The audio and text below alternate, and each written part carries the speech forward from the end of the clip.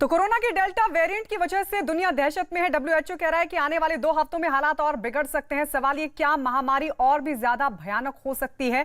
Sero survey की report के मुताबिक 40 करोड़, जी हमारे देश में 40 करोड़ लोगों पर अभी भी कोरोना का खतरा लगातार बरकरार है। सभी खास मेहमान हमारे साथ लगातार बने हुए हैं। डॉक्टर संदीप दीवान, मैं आपके पास आ रही हूं। सर, अगर फिर से मामले बढ़ रहे हैं तो क्या यही थर्ड वेव है? देखिए, हम सेकेंड वेव से, जैसे कि डॉक्टर सेठ ने बोला, हम सेकेंड वेव से अभी निकल भी नहीं पाए हैं। तो ये सेकेंड और थर्ड वेव के बीच में हम कहीं चल रहे हैं, क्योंकि हमारी सेकेंड वेव कभी फिनिश हो नहीं पाई, because India is a huge country. इतना बड़ा कंट्री है, कहीं ना कहीं कोरोना के केसेस चलते रहे हैं। तो जी हाँ, अगर आप केरला और कर्नाटका में देखें तो ये तीसरी वेव की शुरुआत कह सकते हैं, बिकॉज वहां पे 2 वेव ऑलरेडी हो चुकी है, एक पिछले साल और एक अभी कुछ महीना पहले। तो केरला में यस, ये तीसरे वेव की शुरुआत कह सकते हैं। अगर वहां पे जीन सीक्वेंसिंग की जाए और पता चले कि ज्यादा वेरिएंट क्या है, जो कि सस्पिशन यही है कि या तो डेल्टा होगा, तो फिर इसका मतलब है कि ये अब धीरे धीरे और प्रदेशों को इन्वॉल्व करेगा। डॉक्टर राजेश पारीख, नई नई बातें मैं आपसे सर समझना चाहूंगी, क्योंकि आपने तो कोरोना वायरस पर किताब भी लिखी है। ये जो नई नई बातें कोरोना वायरस को लेकर निकलकर सामने आ रही हैं, अलग अलग वेरिएंट सामने आ रहे हैं, क्या ये किसी गंभीर बीमारी का भी कारण बन सकता है? जी जरूर, ये तो बन सकता है।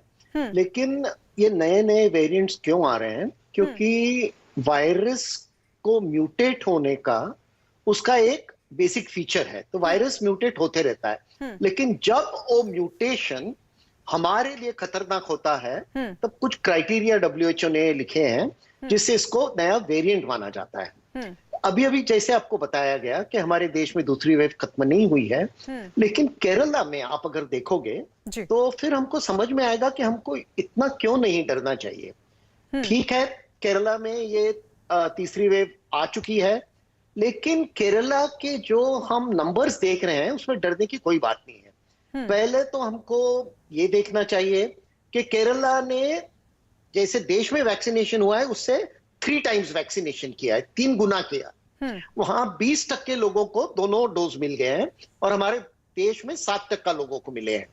फिर अभी अभी आपने सीरो प्रेवलेंस डेटा की बात की, अगर वो डेटा भी हम लोग देखेंगे तो 43% लोगों में पॉजिटिविटी है केरला में, लेकिन पूरे देश में ऑलमोस्ट 70% लोगों की है, 68% लोगों की है। जी, सीरो सर्वे की रिपोर्ट के मुताबिक। हाँ जी। और फिर तीसरी बात यह है कि केरला, जैसे बताया गया है कि केरला का टेस्टिंग प्रोग्राम बहुत ही ज्यादा है देश से, और वो भी टारगेटेड टेस्टिंग है। तो बहुत सारे स्टेट्स में क्या हो रहा है, टेस्टिंग ऐसे जगह में हो रहा है जिधर अभी कुछ खतरा नहीं है, लेकिन केरला में जैसे ही पता चलता है कि ये टारगेटेड एरिया है और वहां वो लोग जीनोम सीक्वेंसिंग भी कर रहे हैं और जीनोम सीक्वेंसिंग के बेसिस पे भी टारगेटिंग कर रहे हैं। लेकिन सबसे अच्छी बात क्या है, सबसे पॉजिटिव न्यूज क्या है, केरला में उन्होंने जो पहले इसमें वेव को फ्लैटन किया तो अभी सिर्फ 50% बेड कैपेसिटी यूटिलाइज हुई है। एक्सक्यूज मी, उनकी बेड कैपेसिटी बहुत अच्छी है। तो केरला में मुझे लगता है कि एक दिशा से हम देखें कि 20,000 केसेस रोज है तो थोड़ी फिक्र की बात है, लेकिन अगर हम टोटल देखेंगे तो काफी कंट्रोल में सिचुएशन है। तो जैसे नए वेरिएंट्स आएंगे, शायद डेल्टा के बाद भी दूसरा, मतलब डॉक्टर राजेश आप कह रहे हैं केरला में क्योंकि टेस्टिंग बहुत ज्यादा है इसलिए मामले बढ़ रहे हैं, इसलिए आंकड़े सामने आ रहे हैं, आप ये कह रहे हैं सर? बिल्कुल बिल्कुल, और नॉट ओनली दैट, उनकी टेस्टिंग ज्यादा है और टारगेटेड टेस्टिंग है। जिधर पॉजिटिव आता है उधर वो लोग ज्यादा टेस्टिंग करते हैं। ये ऐसे दूसरे देशों में, दूसरे स्टेट्स में नहीं हो रहा है। ठीक है जी। डॉक्टर अशोक सेठ, तो मैं इसको सर दूसरे तरीके से देखूंगी, अगर टेस्टिंग ज्यादा हो रही है तब ये आंकड़े सामने आ रहे हैं, तो जहां टेस्टिंग नहीं हो रही मतलब वहां पर भी सिचुएशन उतनी सामान्य नहीं है जितनी दिख रही है, ऐसा है क्या? ये तो जरूर देखा गया है कि जहां टेस्टिंग ज्यादा होगी तो वहां ज्यादा केसेस निकलेंगे, बट उससे ज्यादा इंपॉर्टेंट होता है पॉजिटिविटी रेट। और वो पॉजिटिविटी रेट डिपेंड्स अपॉन कि कितने पॉजिटिव निकले अगर आप ज्यादा टेस्ट करते हो। इसीलिए सिर्फ यही नहीं देखा जाता है, वो तो ऑब्वियस है कि अगर ज्यादा टेस्टिंग होगी तो पॉजिटिव रेट चाहे 1% हो, एब्सोल्यूट नंबर्स में ज्यादा होंगे। सो आई थिंक पॉजिटिविटी रेट और इस